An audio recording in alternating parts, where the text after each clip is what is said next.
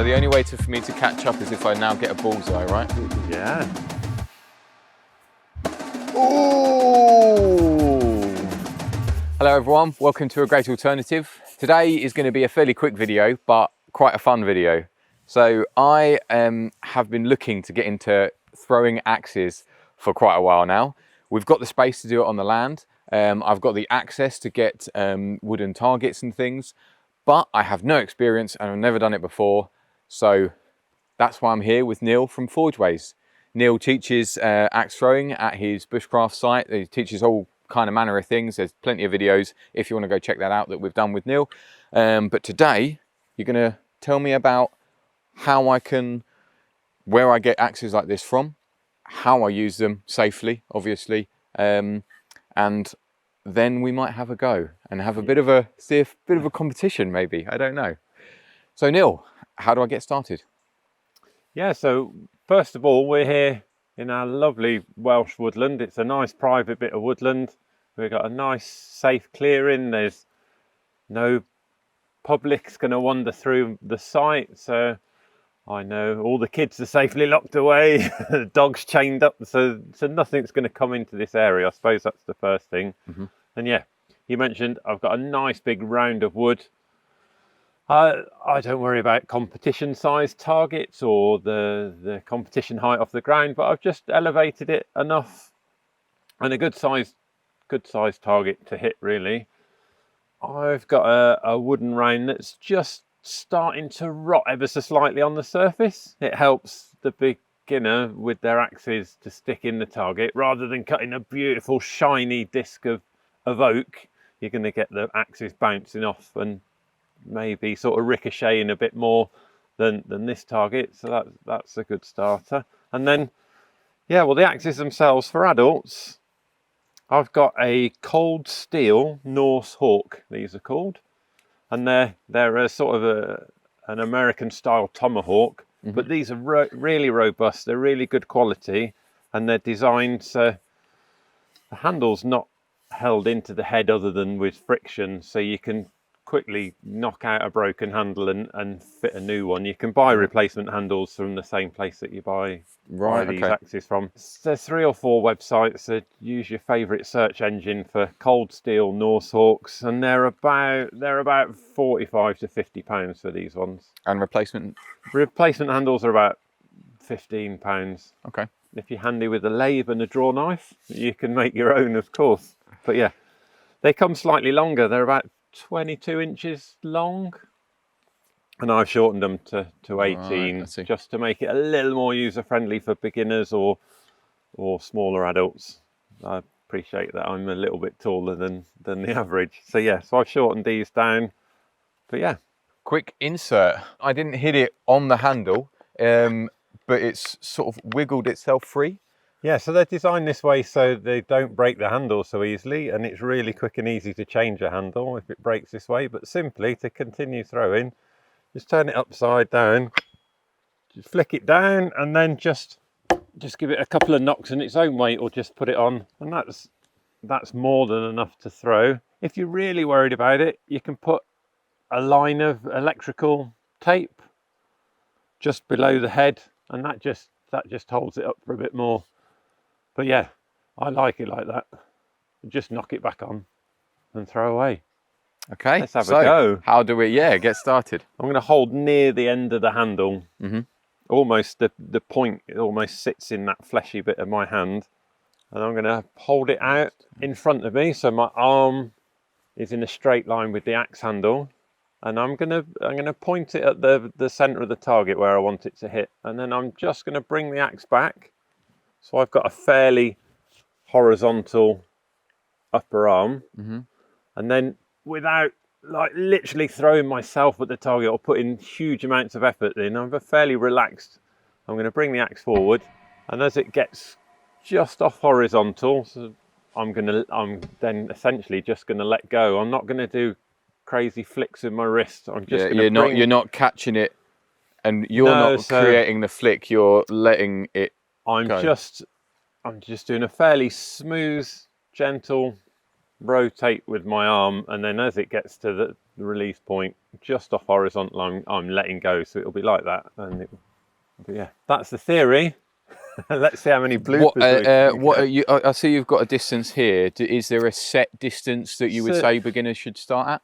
So there's no hard and fast rule. Certainly start closer to the target than you would. Don't start 10-20 meters away and try and put all your might to hurl it at the target. You're just going to break axes and you might get horrible bounce outs and things. So I know I've got a line, I'm about 4.2 meters away from the target, so I'd probably paint yourself or rope off a 4 meter marker and start at that, because you've been a bit shorter, you might be a bit closer than me, so start throwing at that.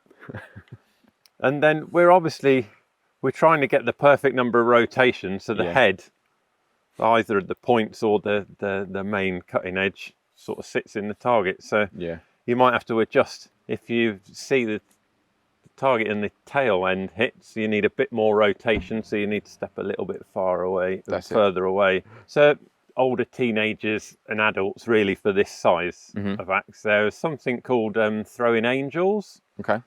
Go to the Kata, that's KATTA Facebook page, and they're the knife, axe and tomahawk throwing association. So there's loads of knowledgeable people, loads of safety advice. So if you're really getting into it, speak to them. And there's a guy on there called John Taylor who will talk you through throwing angels for smaller kids. Essentially, they're like a 4-sided mini throwing axe that are really easy to throw. They're quite safe and they've got more chance of sticking in the target than these. So older teenagers and adults really for this size of axe. All right, so shall we have a go? Yeah, shall I give you a demonstration? Yes, and please. Then you see how many times we can miss? I'll put this one down so you can do it with both. Right leg forward for me, because that's my dominant leg. I stand fairly straight and tall. I'm going to put my axe out in a straight line from my arm where I want to throw. I'm going to bring it back and then easy peasy. Okay, my go. Too low. So aim a bit higher or release a bit earlier. Perfect. And then taking them out. I just put my left hand on the target and then down and up just gently.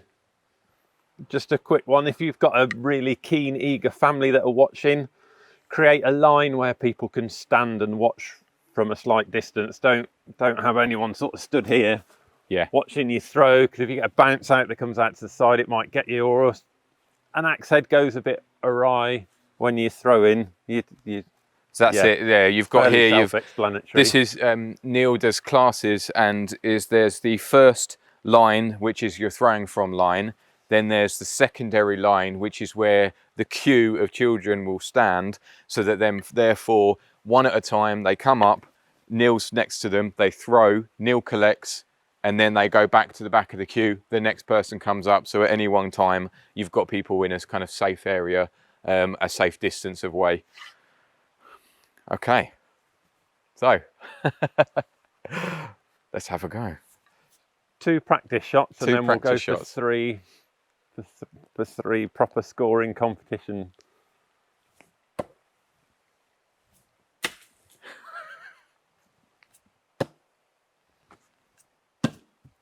Oh, we fluffed the last one. Right. Well, so far it seems almost evenly matched. It's not. I'm going to be useless. Right, so best of, I think, seeing as with one axe and there's 2 of us, let's make it, instead of just like 2 or 3 shots, what do we do?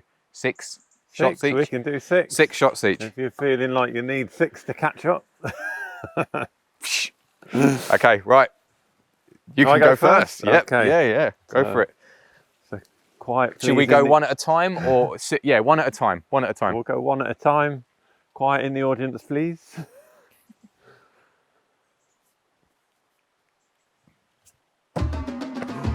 That's a strong start. That's a 2, right? Yeah, crept into the 3. Throw when ready. Not a good start. Ooh, You okay to remember your own score? Yeah. Is that a dig? I can remember none. So that's another 2. That's another 2, so that's 5. 5 for Forgeways. So the only way for me to catch up is if I now get a bullseye, right? Yeah.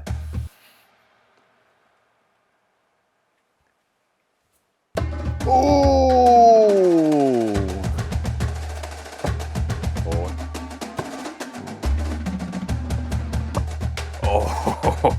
Oh, that's a good one.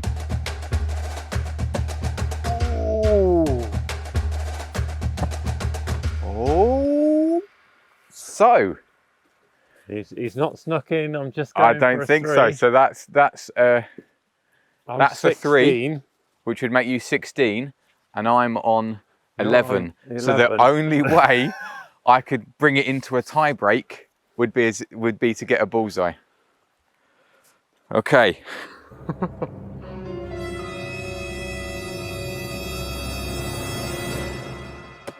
Oh, No, he gets a good shot. too high.